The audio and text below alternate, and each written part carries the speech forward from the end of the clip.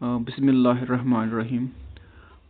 आज के इस वीडियो में हम बात करेंगे टाइप्स ऑफ प्लांट्स में, जो कि डिफरेंट अक़साम के जो प्लांट्स होते हैं हम उनके बारे में बात करेंगे।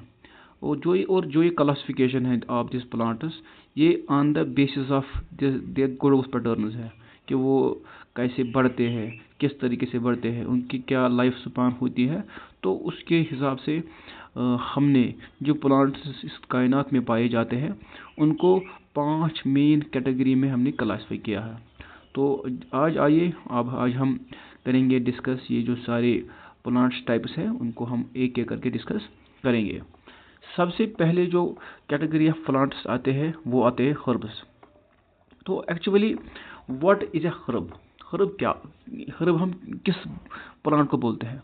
बेसिकली जो हर्ब्स होते हैं उनमें जो सबसे इम्पोर्टेंट चीज़, नोट करने वाली चीज़ होती है वो होती है उनकी स्टेम्स और उनके रूट्स। जो स्टेम होती है एक हर्ब में, वो क्या होती है? वो होती है ग्रीन।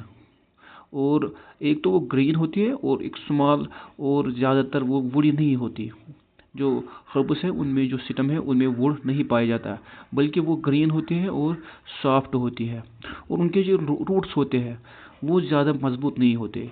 और जो ये हर्ब्स है हम उनको ईजिली अपरूट कर सकते हैं फ्रॉम द सॉइल।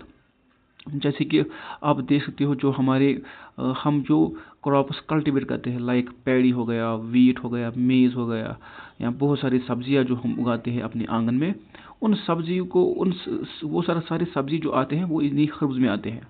और मोस्टली जो ये हर्ब्स होते हैं ये अपना जो लाइफ स्पान होता है ये 1 और 2 सीजन में कंप्लीट कर लेते हैं।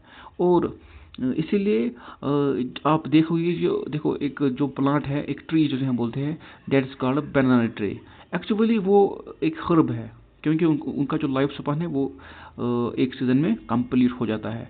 इस वजह से जो हर्ब्स है हम बोलते हैं कि they complete their life cycle with in 1 और 2 सीजन्स। और उनके जो लीव्स होते हैं वो फ्रॉम द स्टेम्स वो अराइज हो जाते हैं। और इस हिसाब से हम इस कैटेगरी ऑफ प्लांट्स को बोलते हैं हर्ब्स। तो और ये स्मॉल रहते हैं, ज़्यादा बड़े नहीं हो जाते, और इनकी जो लाइफ स्पान है वो भी 1-2 सीजन में कंप्लीट हो जाती है। उसके बाद जो आता है नेक्स्ट क्लासिफिकेशन और नेक्स्ट ग्रुप ऑफ प्लांट्स, उनको हम बोलते हैं श्रब्स। वो श्रब्स बहुत इंपॉर्टेंट जो प्लांट्स कैटेगरी है, वो बहुत इंपॉर्टेंट कैटेगरी है, क्योंकि उनमें जो स्टेम्स पाए जाते हैं वो मल्टीपल स्टेम्स होते हैं। वो थोड़े बहुत वुडी होते हैं और ऊपर से वो बाशी भी होते हैं, बुशी हम जिसको बोलते हैं। और वो एक उनमें थोड़ा वुडी भी होता है। वो एक मीडियम साइज प्लांट है। They are actually larger than this herbs but smaller than trees. जैसे कि आप इस पिक्चर में देख सकते हो, this is the shrubs and this is herbs. Now जो श्रब्स होते हैं ये मोस्टली, जो अगर आप देखोगे हमारे आंगन में जो फ्लावर्स हो जाते हैं, जैसे एक रोज़ प्लांट हो गया, जास्मीन प्लांट हो गया, वो सब इन श्रब्स में आ जाते हैं। और उनमें मल्टीपल स्टेम्स उगते हैं। और उनमें बहुत सारे जो प्लांट्स हैं उनमें ये स्पाइन्स भी होते हैं, और बहुत सारे जो ऐसे ये होते हैं, हम क्या बोलते हैं, मॉडिफाइड टिश्यूज और modified organs on the plant होते हैं। और ये जो श्रब्स है इनमें ये these are somewhat very hard, very difficult to uproot from the soil. उसके बाद जो ट्री कैटेगरी ऑफ जिस प्लांट्स है दैट आर ट्रीज। ट्रीज क्या होते हैं? Trees are larger plants of every plant this category. ये जो प्लांट कैटेगरी है ये बहुत ज़्यादा उनमें बहुत ज़्यादा हाइट पाई जाती है। और उनकी जो रूट्स है that are very much stronger. वो जो सॉइल को बहुत ज़्यादा एंकर कर रहे होते हैं, और उसकी वजह से वो विंड को आसानी से विंड का प्रेशर वो आसानी से ये मैनेज कर पाते हैं।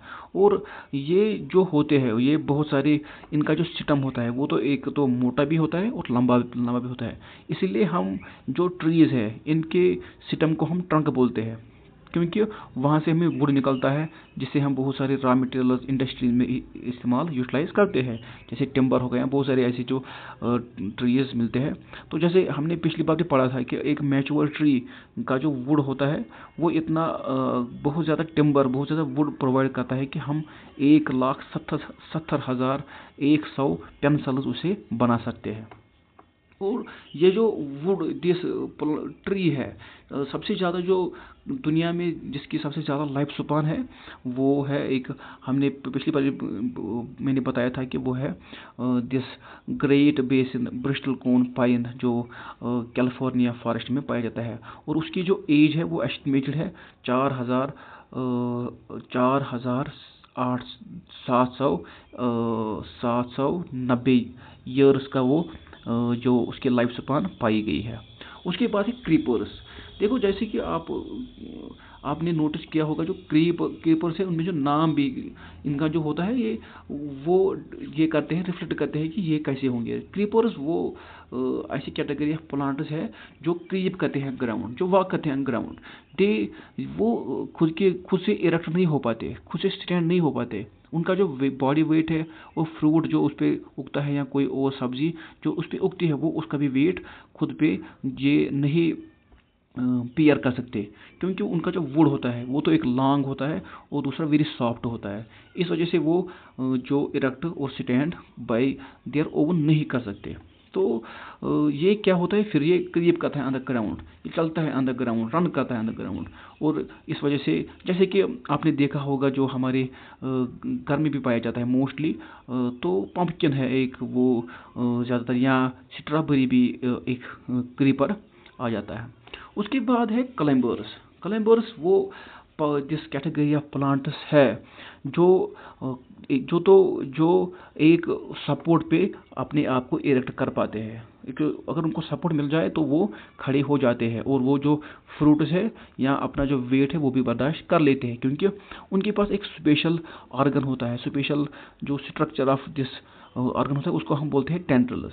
वो क्या होता है, वो टेंट्रल्स होते हैं कॉइली इन नेचर। जैसे कि आपने देखा होगा यहाँ पर हम स्वीट गार्ड जो होता है प्लांट उनमें पाया जाता है, या ग्रेप वाइन में जाता है, जो ग्रेप्स प्लांट है उसमें भी वो पाया जाता है। वो क्या करता है, वो सपोर्ट के इर्द गिर्द अपने आप को कॉइल कर लेता है, एंकर कर लेता है, और जिस वजह से जो प्लांट है वो आराम से ऊपर चढ़ जाता है। इनमें जो सिस्टम होता है वो थिन होता है और वीक सिस्टम होता है, और जो ये अपने जो फ्रूट्स होते हैं, अपने जो वेजिटेबल्स जो ये इनमें से निकलता है वो ये बेयर कर लेते हैं। तो ये सारे जो ग्रुप ऑफ प्लांट्स है तो आज हमने ये डिस्कस किए और ऊपर से डिस्कस किए। और अगली लेक्चर में अगली क्लास में हम बहुत सारे इंफॉर्मेशन उनके बारे में पढ़ेंगे कि क्या होते हैं ये सारे क्लास ऑफ दिस प्लांट्स। तो उसमें आप जुड़ जाइएगा।